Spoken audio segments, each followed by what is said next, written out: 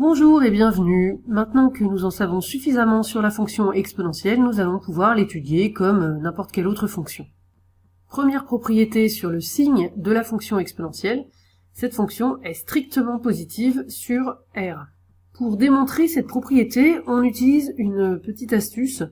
On écrit exponentielle de x, on écrit x comme x sur 2 plus x sur 2. Évidemment, c'est pas très naturel, mais vous allez voir, ça permet d'arriver à démontrer le fait que c'est strictement positif. Donc x est égal à x sur 2 plus x sur 2. Là, on utilise la relation fonctionnelle. Quand on a une addition à l'intérieur de l'exponentielle, ça se transforme en multiplication. Donc, exponentielle de x sur 2 plus x sur 2, ça donne exponentielle de x sur 2 fois exponentielle de x sur 2. C'est-à-dire exponentielle de x sur 2 au carré. Donc, exponentielle de x est égal à un nombre au carré. Donc, c'est toujours positif. On est presque au résultat qu'on cherche, parce que ça pourrait quand même être égal à 0. Mais on sait en plus de ça que la fonction exponentielle ne s'annule jamais, c'était le premier résultat du chapitre, celui du lemme. Donc comme elle ne s'annule jamais et qu'on a un carré, eh bien c'est toujours strictement positif. On a donc bien démontré la propriété. Alors une autre façon de le démontrer, ce serait d'utiliser le théorème des valeurs intermédiaires, puisque exponentielle de 0 est égale à 1, ça c'est un résultat de base, et la fonction exponentielle est continue et ne s'annule jamais, donc elle ne peut jamais passer par 0. Et donc elle ne peut jamais être négative non plus, parce que s'il y avait un résultat négatif, comme on a une autre valeur qui vaut 1, eh bien d'après le théorème des valeurs intermédiaires, il faudrait qu'on passe au moins une fois par 0. Or c'est pas possible puisque la fonction ne s'annule jamais. Voilà, donc un raisonnement de ce type permet également de montrer que la fonction exponentielle est strictement positive sur R.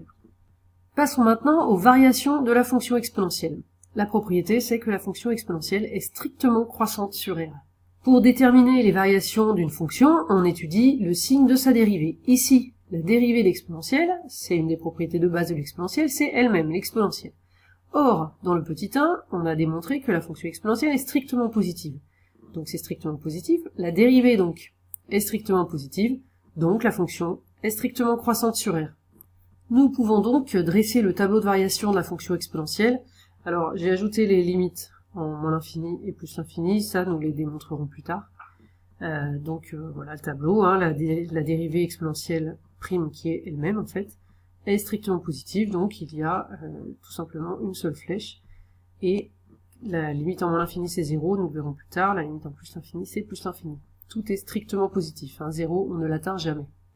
Et enfin, la courbe de la fonction, vous pouvez remarquer que l'image de 0, c'est bien 1.